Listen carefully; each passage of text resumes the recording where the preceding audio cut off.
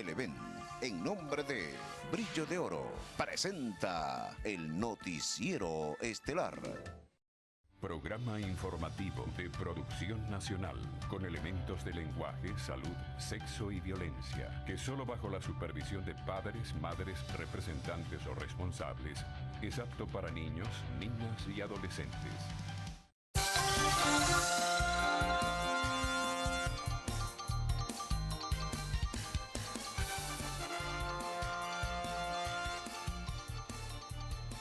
No son suficientes para que los venezolanos puedan expresarse de forma adecuada, y por eso lo vinculaba con la reciente experiencia del 1%, que a mi juicio no ha sido una de las más afortunadas por parte de disposición técnica del Consejo Nacional Electoral, por, como les decía, el número de venezolanos importante que no pudo materializar de forma eficiente la determinación de su voluntad.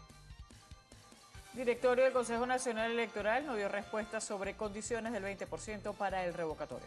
Precio del pasaje urbano se mantiene en 45 bolívares. Delincuentes asaltaron autobús del Trujillanos Fútbol Club. Claudia, buenas noches. Buenas noches, Jaime. Amigos televidentes, nos acompaña Sol Caraballo, como de costumbre, nuestra intérprete de señas. Para hoy se tenía previsto que el Consejo Nacional Electoral se pronunciara sobre las condiciones para la recolección del 20% de las firmas para el revocatorio. Luego de una reunión de más de 3 horas por parte del directorio del ente comicial, no hubo respuesta alguna. Más temprano, el rector principal del CNE, Luis Emilio Rondón, consideró que 5.392 máquinas para la recolección del 20% de voluntades para activar el referendo revocatorio presidencial son insuficientes para hacer cumplir el derecho político de 19 millones de venezolanos inscritos en el registro electoral.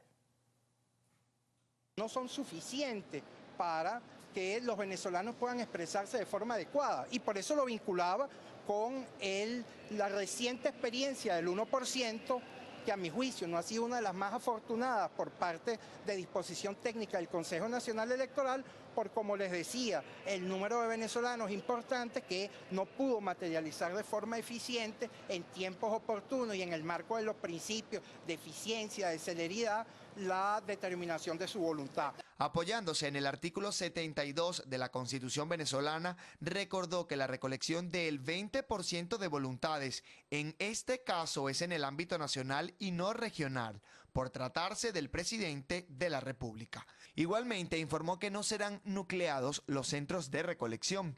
Quiere decir que los electores podrán acudir a cualquier centro dentro de su municipio.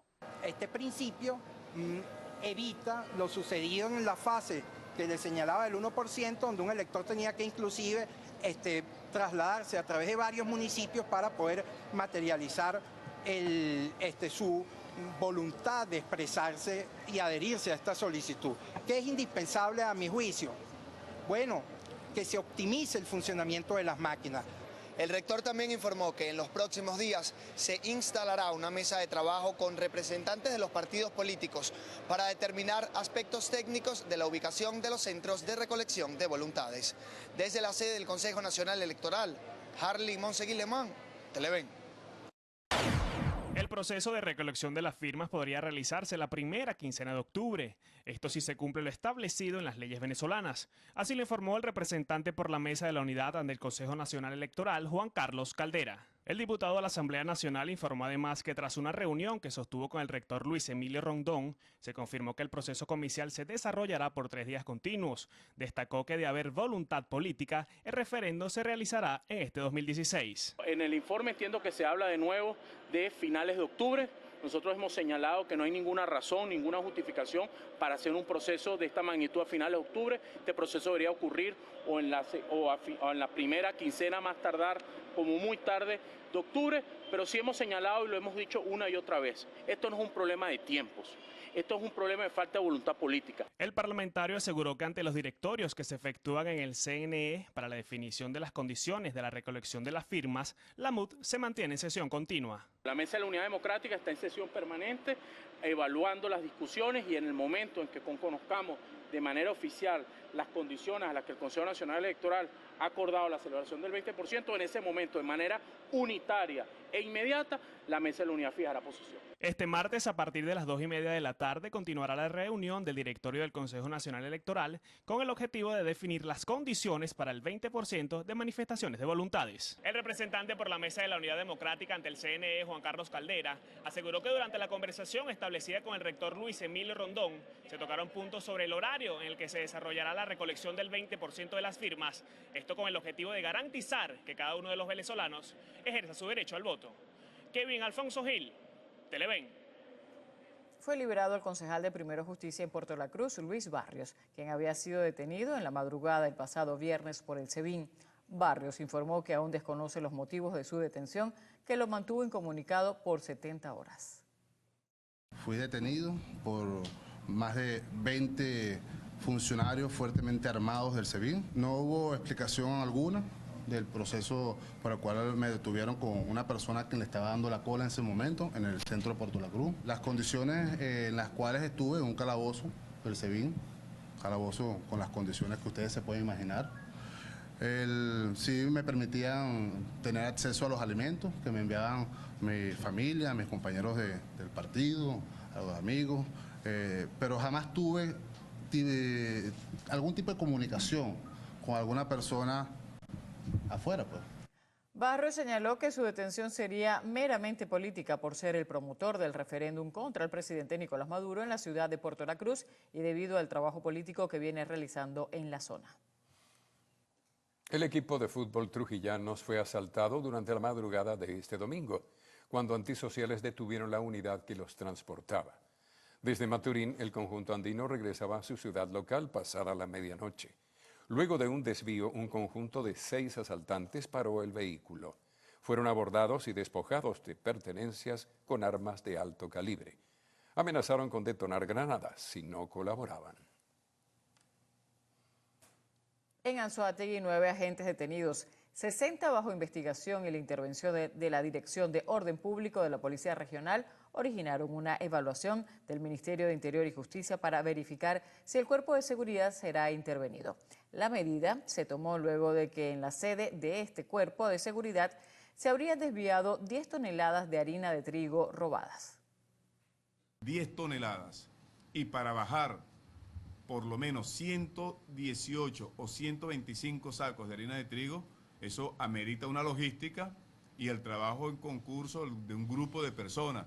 Lo único que está intervenido hasta ahora es la Dirección de Orden Público, en donde hay 100 funcionarios, de los cuales entre 40 y 60 están en este momento en un proceso de evaluación. Los cargos de todos los altos funcionarios fueron solicitados y se realiza un proceso de revisión para verificar si deben ser destituidos. Le dije, el funcionario que no tiene ningún delito no tiene por qué temer a nada. El funcionario que cometió delito tiene que responder ante la ley. Durante el proceso de revisión, los operativos y el patrullaje se realizarán de forma normal en toda la entidad, en los cuadrantes correspondientes a este cuerpo de seguridad. El proceso de revisión de la Policía Regional se mantendrá por lo menos durante un mes, ya que serán revisados todos los expedientes de los funcionarios, tanto policiales como administrativos, para descartar que estén vinculados a algún hecho delictivo.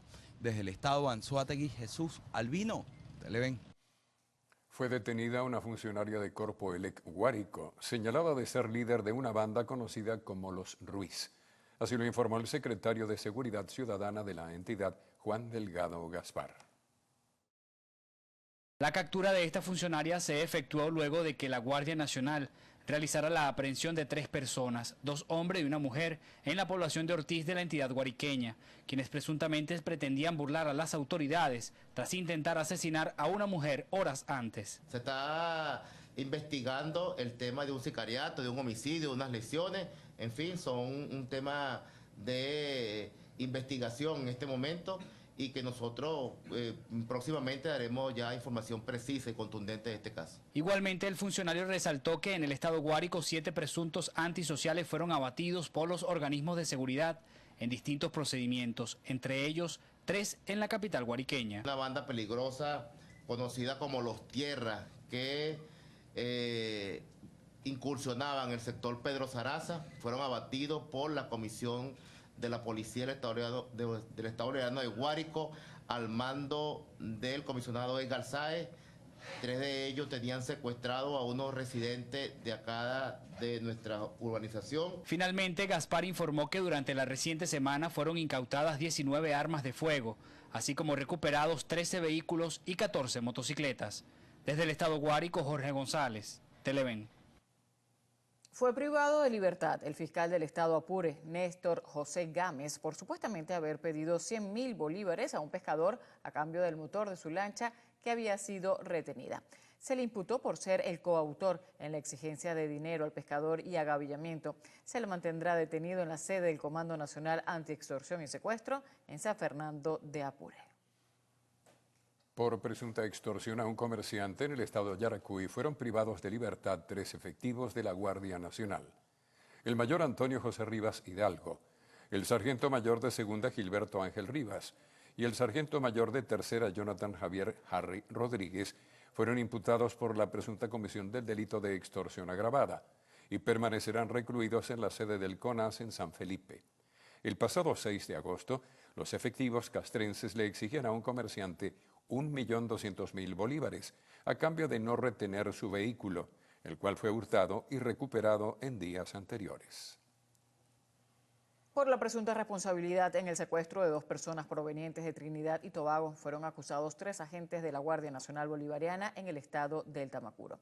El sargento mayor Francisco Javier Mundaraín y a los sargentos segundos Jesús Enrique Guerra y Eric José Cedeño se les culpó del secuestro de medio de transporte en los agravantes correspondientes por ser funcionarios. Se les mantendrán privados de libertad en la Comandancia General de la Policía Estatal.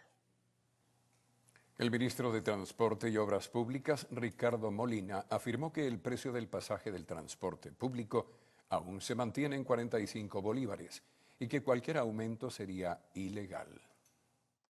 Nosotros debemos decir, las tarifas que están actualmente en vigencia son las publicadas en marzo en Gaceta Oficial, en marzo de este año. Es decir, no es legal, no está en el marco del trabajo conjunto que se ha venido haciendo con los transportistas y las transportistas, un aumento intempestivo del precio del pasaje en ninguna parte del territorio nacional. El ministro aseguró que el gobierno nacional sigue apoyando al gremio, suministrando repuestos para las unidades de transporte público. Habitantes y dirigentes políticos de la isla de Margarita calificaron de infructuosa la celebración de la cumbre de los países no alineados en la entidad. Luego de culminado este cónclave internacional, los neoespartanos manifestaron su descontento con lo que a su juicio denominaron un derroche de capital que pudo haber sido invertido en cubrir las necesidades de alimentación y medicamentos de la población.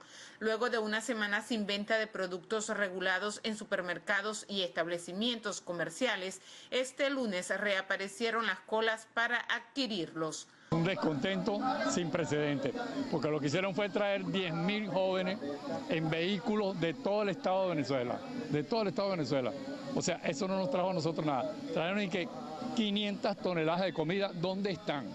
¿Ah?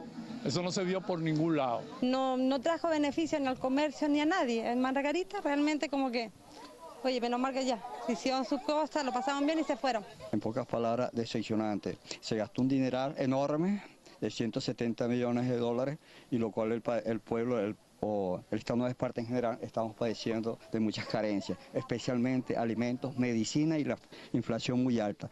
Reaparecieron, ahora aparecieron las colas, porque mientras estaba el presidente no querían que vieran las colas, porque para que no se dieran cuenta. Durante toda la cumbre no hubo venta de ningún tipo de producto regulado. La gente se está muriendo de hambre, está comiendo pura verdura, pura papa y se acaba. Bueno, realmente no sé qué le dejó, lo que sí te puedo decir que quedó más hambre, porque ahora hay que hacer más cola. Para los dirigentes políticos de la Mesa de la Unidad, solo 10% de las delegaciones invitadas asistieron al encuentro internacional. Asimismo, criticaron el gasto en conciertos musicales con artistas de renombre en el denominado Campamento por la Juventud del PCV. Los margariteños y cochenses sentimos que esto fue una burla para el Estado de Nueva Esparta y creo que para toda Venezuela. Esto, en definitiva, nos da pie a que es necesario que el presidente entienda de que si no tuvo el apoyo de ninguno de los presidentes, porque allí solo asistieron el 10% de los presidentes, lo que indica de que tanto afuera no lo quieren, igual nosotros los venezolanos también queremos que haya oportunidad de un cambio. Desde este lunes comenzó a apreciarse el retiro por vía marítima de los jóvenes que vinieron hacia la isla de Margarita a participar en el campamento del Partido Socialista Unido de Venezuela en apoyo al presidente Nicolás Maduro y a la cumbre de países no alineados. Desde el estado Nueva Esparta, Lisbeth Miquilena, Televen. La crisis alimentaria en las escuelas del estado Miranda se ha agudizado. Así lo aseguró el gobernador Enrique Capriles al denunciar que desde el mes de febrero están esperando los recursos para el programa de alimentación escolar. Estamos desde febrero, Juan, pidiéndole recursos al gobierno para poder mantener activo el programa de alimentación escolar. Hasta el día de hoy estamos esperando una respuesta, así sea negativa, así sea no le vamos a mandar recursos, pero desde febrero estamos pidiendo los recursos. El gobernador de Miranda informó que aún no han sido depositados los recursos prometidos a las gobernaciones. Afirmó que si estos no llegan en las próximas horas, irán a la calle a buscarlos. Autoridades de salud del Zulia aseguran que existen los insumos y medicamentos para atender los casos de tuberculosis. El gremio de la salud no solo lo desmiente, advierte que ni agua potable hay en muchos hospitales de la región. Ser frontera y tener una extensión geográfica enorme serían las razones principales que argumentan las autoridades de salud para justificar la presencia de enfermedades como la tuberculosis. Insisten que los medicamentos están a la mano. Sería irresponsable de decir que no tenemos los insumos como dar el tratamiento antituberculoso. Lo tenemos, el ministerio nos los hace llegar mensualmente. Pero ¿qué pasa cuando lo más elemental en un hospital o ambulatorio falla, como por ejemplo el agua? ¿Qué quedará para el resto de los elementos necesarios para garantizar la salud? Estas preguntas se las hacen a diario los profesionales de la medicina. Para ellos el repunte en enfermedades se debe precisamente a eso, a la precariedad del sistema sanitario. Hay muchas enfermedades cardiovasculares, hay muchos problemas respiratorios, mucha muerte materna, mucha muerte de neonato, es decir, no es solamente un solo caso. El repunte es generalizado, inclusive se han reportado casos de leishmaniasis en la subregión Perijá. Desde el estado Zulia, Lenín Daniel, Televen. A partir de mañana será reactivado el tránsito vehicular de carga pesada por el puente internacional Simón Bolívar, que comunica el estado Táchira con el departamento colombiano del norte de Santander, en horario comprendido entre las 9 y las 12 de la noche. El diputado del Consejo Legislativo por el Gran Polo Patriótico, Omar Hernández, señaló que no solo ingresarán gandolas que hayan sido determinadas por el gobierno regional o nacional, sino que la empresa privada puede ingresar una vez que cumplan los requisitos para la importación de mercancía a territorio venezolano. Por su parte, el también diputado del Consejo Legislativo por Acción Democrática, Miguel Reyes, explicó que está de acuerdo con la medida siempre que sea en beneficio de la población. A su vez, exigió que definitivamente se abra la frontera como establecen los convenios internacionales. Sin la participación de Venezuela, el Mercosur buscará un acuerdo comercial con la Unión Europea durante la reunión que mantendrán ambos bloques en octubre en Bruselas.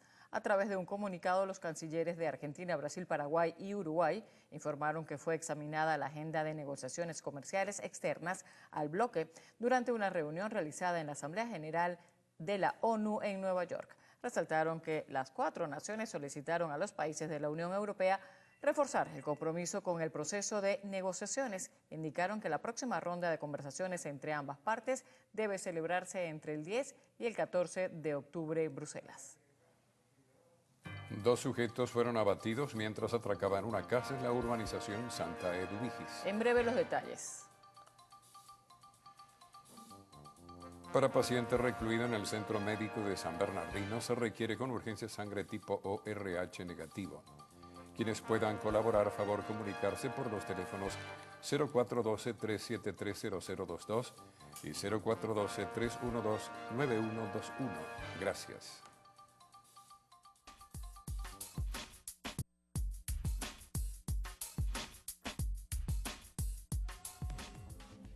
Recuerden seguirnos en todas nuestras redes sociales, @el_noticiero en Twitter, para estar al tanto de lo que acontece en Venezuela y en el mundo. Y Televen TV en Twitter, Instagram y YouTube para que no pierdan pista de sus programas favoritos. No olviden visitar nuestra página web www.televen.com/elnoticiero.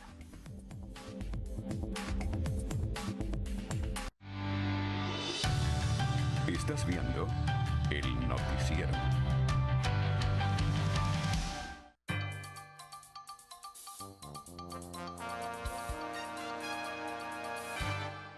Dos antisociales fueron abatidos por Polisucre cuando con otro delincuente pretendían robar en una casa de la urbanización Santa Eduvigis, municipio Sucre del estado Miranda.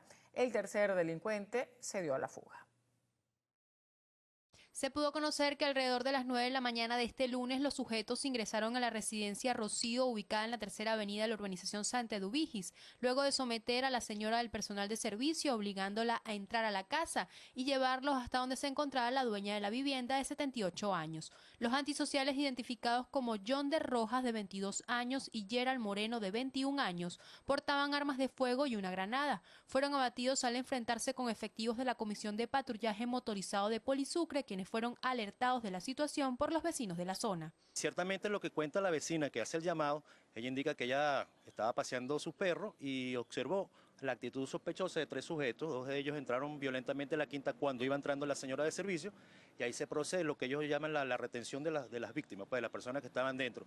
Ellos corren hacia Farmatodo y entonces los guardias que andan allí, nos venimos todos para acá, pero ya estaba en ese momento llegando la policía de Sucre. Los habitantes de la zona exigieron mayor seguridad en el sector. Esta tercera avenida Santo Domingo requiere un poquito más de patrullaje, un poquito más de vigilancia y un poquito más de atención por parte de las autoridades locales del municipio. Los vecinos denunciaron que hace algunas semanas estos delincuentes que fueron abatidos este lunes habrían sido detenidos en el sector ejecutando delitos, por lo que piden mayor atención al cuadrante de la zona que es atendido por la policía de Sucre. Desde la tercera avenida de Santa Eduvigis, en el municipio Sucre del estado Miranda, Cristal Chopite, Televen. Un sujeto fue asesinado durante un tiroteo en un remate de caballos en Gramovén, municipio Libertador de Caracas. A la víctima le fue robada una alta suma de dinero. El hecho ocurrió el pasado sábado a las 7 de la noche. La víctima, identificada como Jonathan Ramírez, de 28 años, se encontraba en un remate de caballos ubicado en la calle La Lucha del sector Oropesa Castillo, cuando llegaron unos sujetos y le dispararon al menos 4 veces, quitándole el dinero que tenía. Fue trasladado al hospital de los Magallanes de Catia, donde ingresó sin signos vitales. En el lugar también resultaron heridas otras personas, entre ellos un adolescente de 16 años, quien era sobrino de Ramírez, recibiendo un disparo en la cara. Sus familiares exigieron justicia. Que lo mató fue un jefe de pandilla, pues. Ese fue que me mató a mi hijo. Todo el tiempo están con ese echándose tiro, pero tiro candela. Hace poco mataron otro. Se caen a tiro a diestra y siniestra. Eso parece una ametralladora. Se pudo conocer que durante este fin de semana fueron ingresados 51 cadáveres a la morgue de Bellomonte, ascendiendo la cifra a 294 en lo que va de mes. Teresa Medina Ambrosino, Televen. Un agente del CICPC fue asesinado en Antímano, municipio Libertador de Caracas. Se pudo conocer que el detective jefe del Cuerpo de Investigaciones Científicas, Penales y Criminalísticas CICPC, adscrito a la División de Vehículos Delvin Torres, fue interceptado en horas de la noche de este lunes para robarle su arma de reglamento en la parte alta de la acequia sector La Cumbre en Antímano, municipio Libertador de Caracas. Con este hecho suman 96 los efectivos de seguridad asesinados en la Gran Caracas en lo que va de 2016. Cristal Chopite, Televen. Hacemos una nueva pausa en la emisión estelar del noticiero. Al regreso, más información. Se necesita con urgencia Geondón de 80 miligramos y Quetiapina de 300 o 200 miligramos. Quienes deseen colaborar, favor comunicarse con la señora María al 0414-251-7140. Gracias.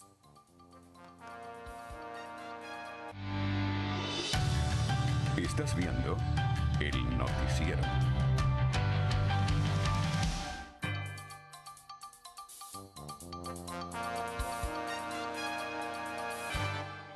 Especialistas en materia constitucional aseguran que desde el Poder Judicial se están instrumentando medidas fuera de las directrices de la Carta Magna para desconocer la legitimidad y acciones emanadas desde la Asamblea Nacional. En un foro dictado por la Escuela de Formación Integral de la Asamblea Nacional, denominado Golpe Jurídico al Parlamento, la ex magistrada de la extinta Corte Suprema de Justicia, Cecilia Sosa, aseveró que la Asamblea, una vez culminado el receso parlamentario, debe seguir legislando para el soberano que lo eligió, a pesar de las 27 sentencias que han emitido las salas del TSJ en contra de las acciones legislativas del Parlamento. ¿Cuál es el desafío que tiene la Asamblea Nacional en este segundo periodo de sesión? Y estoy segura que lo va a lograr. Conducir al país, ser la brújula política del país en el sentido de investigar.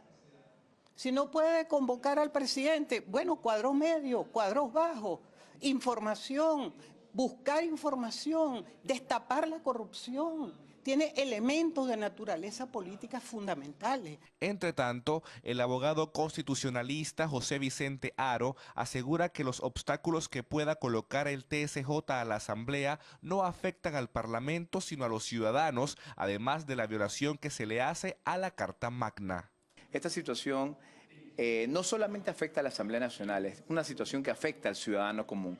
Porque de aquí se supone que salen, y aquí en la Asamblea Nacional hay representación política tanto de la oposición como del oficialismo. Y eso es importante decirlo, la Asamblea Nacional no es de un solo color. La Asamblea Nacional, vamos a decir, tiene una representación con unas mayorías determinadas en esta oportunidad, pero tiene la representación de todo el país. Los diferentes ponentes de este foro coincidieron en que ningún poder debe desconocerse entre sí, ya que el único capaz de poder ejecutar esta acción es el soberano. Marcos Colombo, Televen. Desde 2013 no se pagan las cláusulas contractuales a los profesionales de la salud del Zulia y por eso advirtieron que se paralizarán por 24 horas de no tener respuestas. La deuda es millonaria. Lo preocupante para los gremios es que los recursos los envía el gobierno nacional y desde 2013 están en tesorería, pero por alguna razón no llegan a sus manos. Ajustes que están contemplados en sus contratos colectivos no están actualizados. Por ejemplo, los trabajos rurales. El bono para ellos es de 30 bolívares. Igual que los bonos nocturnos, igual que las primas por hijos, que son 150 bolívares, y en este momento están cobrando 12 bolívares. También denunciaron la falta de insumos médicos elementales como el algodón. Eso lo desmintió la gobernación del Zulia. De ser así, como dicen las enfermeras, aseguran, no estarían construyendo el oncológico de Occidente, obra que atenderá a 300 pacientes diariamente. Entonces el paciente va a tener todo, se le va a entregar el medicamento a través del Seguro Social y en nuestro oncológico de Occidente del país, en donde va a poder venir todos los pacientes. Enfermeras, nutricionistas, odontólogos y bioanalistas dicen que la salud del Zulia está en cierre técnico. Ratificaron el paro de 24 horas de no tener respuesta de la gobernación. Desde el estado Zulia, Lenín Daniel Televen. Si el gobierno avanza con el acuerdo del arco minero del Orinoco, entregaría mediante contratos 12% del territorio nacional, lo que se traduce en 12 millones de hectáreas. Así lo señaló el doctor en Derecho Político Ambiental Alexander Luzardo. Este decreto, sin duda alguna, generaría un impacto ambiental y sociocultural devastador sobre la biodiversidad y sobre todo porque en esa zona se encuentran las últimas reservas de agua dulce. Se afectaría de manera gravísima la cuenca estratégica de Venezuela, que es la del cuenca del Caroní, del río Caroní, de la cual depende más del 65% de la electricidad que surte a toda Venezuela. Calificó el hecho como un crimen ecológico, condenó la entrega de un bien insustituible del país. Recordó que en otros gobiernos se intentó entregar el territorio cuando bajaba el precio del petróleo y se logró detenerlos. Instó al gobierno a ejecutar inversiones sustentables. Capturan a sospechoso de atentados de Nueva York y New Jersey. En breve, las notas internacionales. Se solicita con urgencia Colipán en ampollas para Sujei Briceño. Quienes deseen colaborar, favor comunicarse al 0412-934-5152 o 0414-291-2908. Gracias. Estás viendo el noticiero.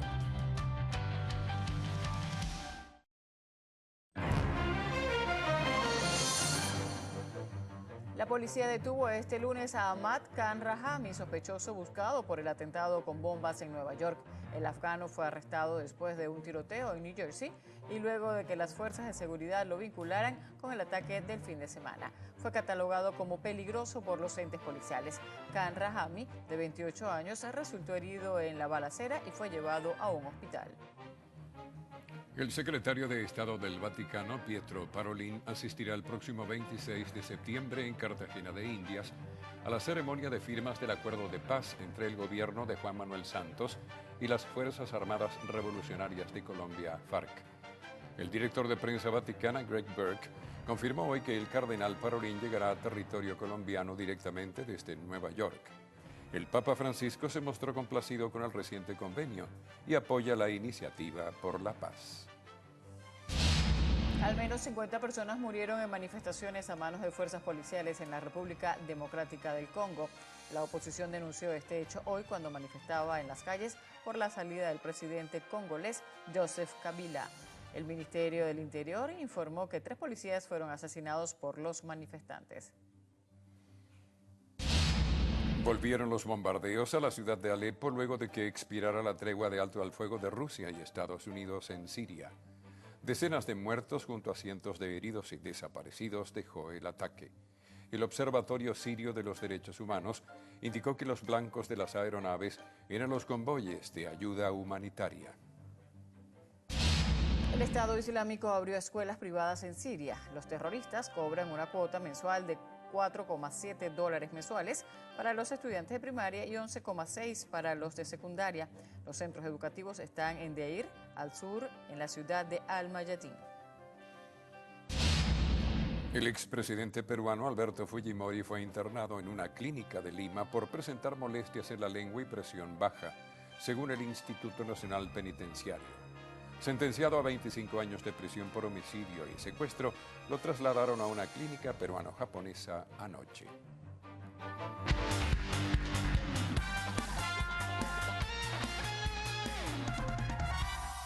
El expresidente de la Federación Venezolana de Fútbol, Rafael Esquivel, será juzgado el 6 de noviembre de 2017 en Nueva York, por lo que tendrá más de un año para preparar su defensa. La fecha fue fijada por la jueza del circuito de Brooklyn, Pamela Chen. Esquivel está involucrado en casos de corrupción relacionados con la FIFA por más de $200 millones recibidos y entregados a dirigentes de equipos por derechos de marketing y transmisión en certámenes y partidos. El criollo Luis David Martínez cayó ante el peruano Nicolás Álvarez en la final del Grupo 2 en la zona americana en Lima de la Copa Davis. Luego de 4 días de acción, el cuadro peruano celebró su pase a la Davis. Para la Nacional, esta es su segunda final perdida consecutivamente y de nuevo se queda a las puertas de la competición internacional.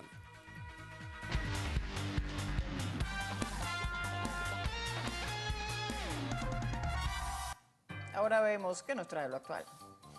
No se muevan porque al regreso les contaremos el secreto que reveló la madre de Jenny Rivera para la nueva serie biográfica de la diva de la banda. Ya venimos.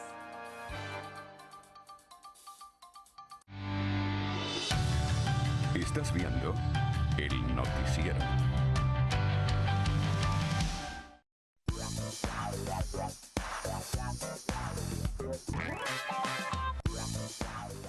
Muy buenas noches Venezuela, feliz inicio de semana y sean bienvenidos una vez más a Lo Actual, tu contacto directo con el mundo del arte y del espectáculo. Recuerden que para estar en comunicación rápida con nosotros, basta un tuit a nuestras cuentas, @loactual, Instagram, @loactual, Piso TV y por supuesto mi cuenta en todas las redes sociales, @BarbieGarridoM. Comenzamos contándoles que el novio de Bobby, Christina Brown, ha sido declarado responsable de su muerte. La decisión fue tomada en ausencia del presunto homicida Nick Gordon, quien aún no se ha presentado a las audiencias. Los responsables de la hija de Whitney Houston le reclaman el pago de una indemnización de 44 millones de euros por daños y perjuicios, así como la devolución de objetos que eran propiedad de la misma. Por su parte, la tutora y amiga de Bobby presentó documentos al tribunal, donde manifestó que Gordon dio a la joven un cóctel tóxico y la puso boca abajo en una bañera con agua helada. Esta no es la primera vez que tenían una disputa, ya que la pareja era conocida por tener una relación polémica con ciertos incidentes de violencia doméstica. Entre otras notas, les cuento que la madre de la fallecida cantante Jenny Rivera hizo una fuerte confesión que formará parte de una serie sobre la diva de la banda. Rosa Savera, la progenitora del artista, manifestó que pensó en no tener a Jenny, dado a la fuerte situación en la que se encontraba como inmigrante en los Estados Unidos y la lucha por traer a sus 2 hijos de México. Asimismo, una de las hermanas de la intérprete defendió a su madre alegando que, como muchas mujeres embarazadas, enfrentó una difícil historia. Sin duda, este es uno de los shows que acapare toda la atención. Pasamos a noticias del séptimo arte, pues la película Sully, dirigida por Clint Eastwood, permaneció en la cúspide taquillera de Estados Unidos.